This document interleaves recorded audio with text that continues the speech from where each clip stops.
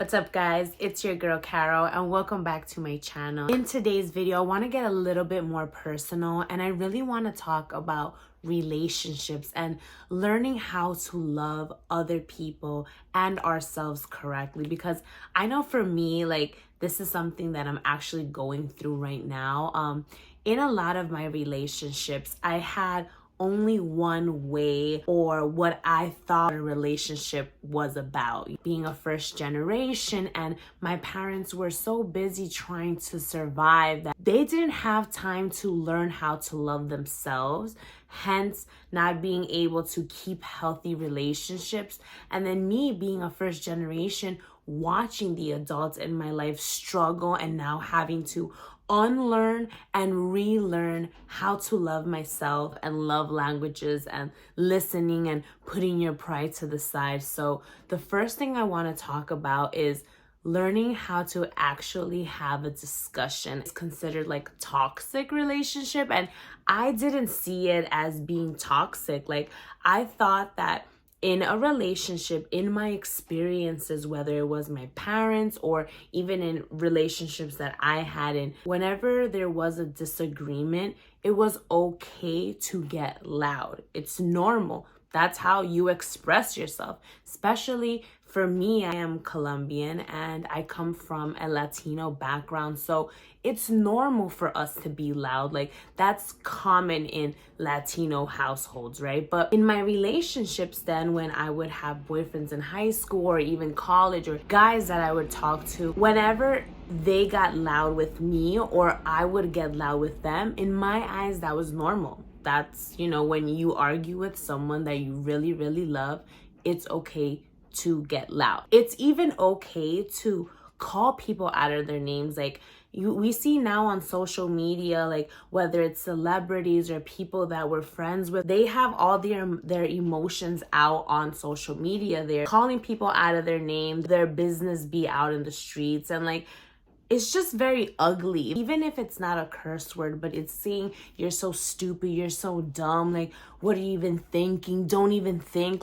Just making those little remarks, whether it be with a man, a friend, myself, I would even call myself oh, I'm so stupid for thinking that. And those things were normal. I'm in my current relationship. My boyfriend is someone that very calm, very patient. And in his experience, in his love life, people don't yell when they have disagreements. They talk about it. My boyfriend is very in tune with his emotions and he is not embarrassed. He is not prideful to say how he feels. For me, I'm someone that I always said that I am very loud. I am independent. I am outspoken. Those were things that I characterize myself, my personality. This is just who I am. And in my relationship now, which I believe it's an actual adult relationship, we've been together for 6 years, I really had to learn that I had to undo my toxic ways, yelling, screaming, having bitch fits, blocking people, texting them and not caring if they respond or if they're busy. That's not cute. That's toxic. And I'm still working on it now, because even though I do claim to be patient and better, I still have a lot of work to do. My boyfriend and I we would argue a lot, but it was not really him arguing. It was just me arguing and him either not saying anything back to me or just kind of saying, okay, can we get over this? Just agreeing to disagree. And those just weren't answers that I was going to accept. And I would just keep on going and keep on going. And honestly, my boyfriend lasted a long time, 4 years, letting me be a little brat or a princess. And it wasn't until one day he really looked at me in my eyes and was like, I cannot do this anymore. And for him to be upset, I knew that I crossed the line and I knew that I had to unlearn and relearn how to have discussions. And I did not allow myself to depend on any man, anybody, but especially not a man and not my man.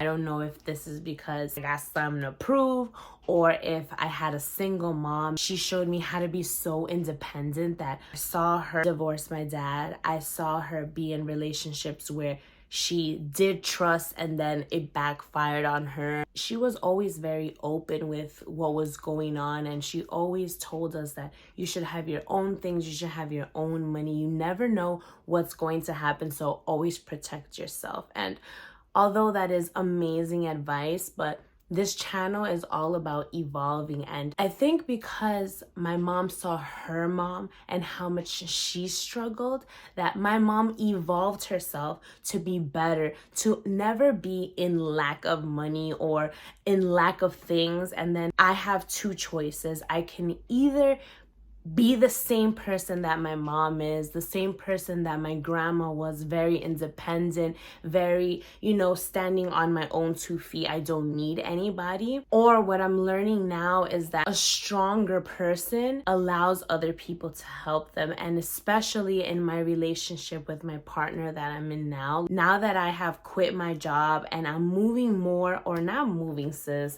I am an entrepreneur and I am starting to figure out my own lane. I have learned to rely on him, and it wasn't easy, and I haven't fully relied on him yet, but I am working on it, because what I'm learning now is that allowing other people to help you isn't a weakness. It's actually a strength, because how can I expect to evolve and grow and bring my family with me without a team? My boyfriend has proven to me that he is on my side, and that that he wants the best for us and our family. So it is okay to trust. And if I didn't quit my job and I didn't allow my boyfriend to show me that he is able to take care of me for a certain period of time, then I wouldn't be able to continue to evolve as a person either. I would still have to be at my job and trade my time for money, because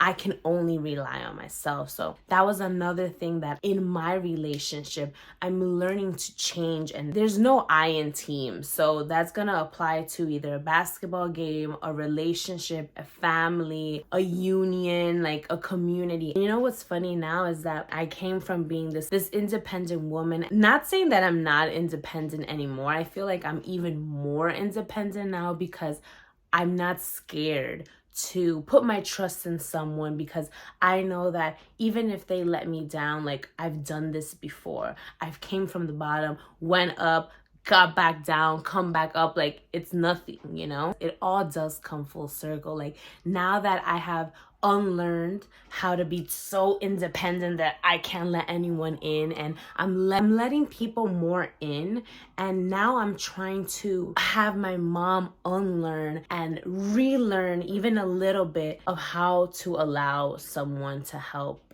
and that's okay.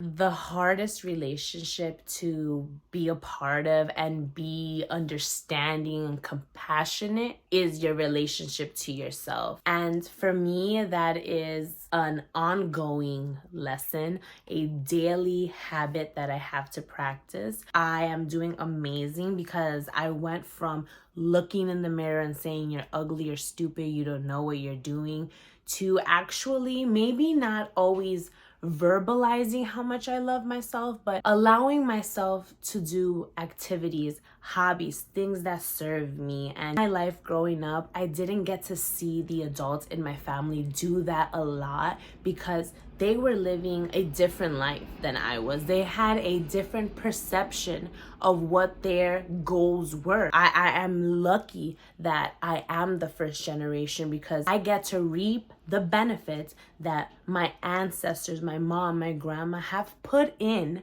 so that I can have this life. So it is my responsibility to learn how to build a relationship with myself, how to be happy when I'm by myself, how to evolve my mindset. My mom didn't have time to do yoga. She didn't have time to read a book. She didn't have time to practice Pilates or try to eat better, or, take care of her hair, her face, like these little things that I cannot live without. Like if I don't have a manicure, like I'm not going outside, sis, and I just started Pilates. Like Pilates,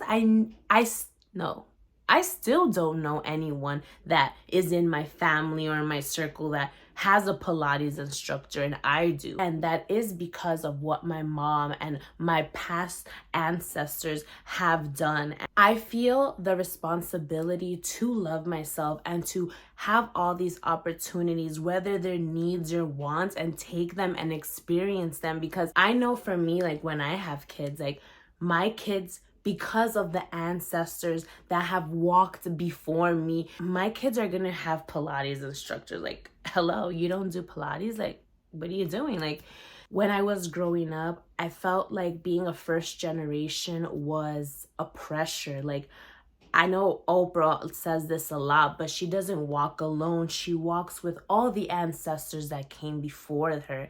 And as a first generation, I do feel that way. I feel like I don't walk alone, that I walk with everyone who has came before me, and you know, but it doesn't feel like pressure, because pressure is so negative. Like pressure feels like you have to be your best, if not you're letting everyone down. That's not how I feel anymore. Like now I feel blessed and I feel responsible for continuing to evolve, and not because I owe it to anyone, but because I come from a family of generational breakers. I come from a family who pushes the limit. Like my parents didn't stay in their country where there was an opportunity, where there maybe wasn't the freedom that they have here. So who am I to not continue these great people? You know, who am I not to also be great? Like my mom was the one in her family to push the limit, and I am also that one because I am her daughter. I don't know, this video started with relationships and breaking cycles of toxic traits that we might have. And somehow I ended up talking about first generation and comparing ourselves to our parents, but it is all relevant. We are all unlearning and relearning things that, you know, can serve us better. And hopefully, not hopefully, but our kids will know even more than we do. So thank you so much for watching this video. I can't wait to see you in the next one.